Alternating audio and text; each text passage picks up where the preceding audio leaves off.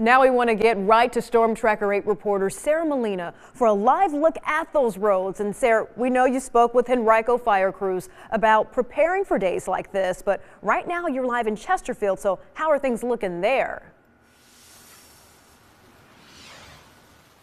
Well, Heather, I've got my gloves and my earmuffs on because it is a very cold one out here tonight. But as you can see, the snow has finally stopped falling, though it was falling pretty consistently since this morning. Now, as we continue to monitor weather conditions, we're going to show you what days like today look like for emergency responders.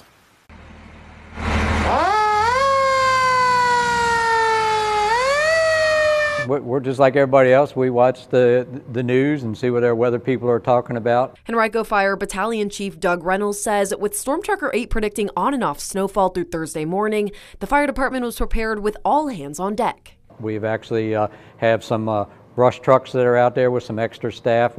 They kind of run what we call the low acuity calls. He says on a snowy day like today, calls are typically about things like someone who slipped and fell, a stuck car, a down power line, and of course fires. Fires itself can be tricky with all the cold weather, especially once those temperatures get below freezing.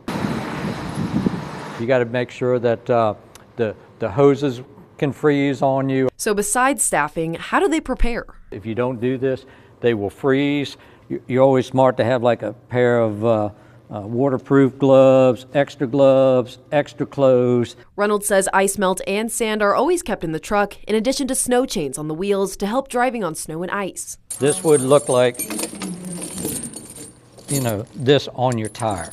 What we worry about most is ice. You can still drive on that snow, but even for us, it's driving on ice is super hard. And that's why AAA spokesperson Morgan Dean says to stay off the roads. There is the chance that you could run into slick roads out there. It does not take much accumulation at all for the roads to become slick. Dozens of crashes have been reported in our area since the storm has come through.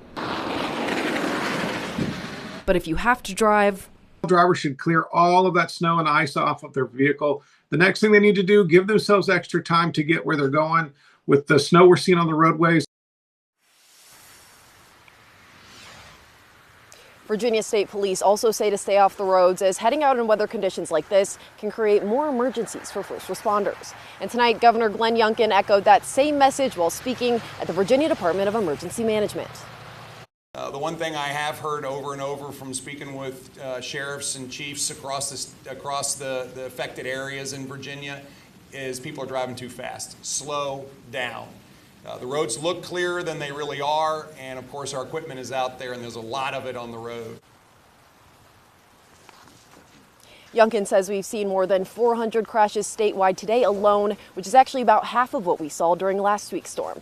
Now, of course, we'll continue to update and monitor these road conditions. For now, reporting live in Chesterfield, I'm Sarah Molina, 8 News.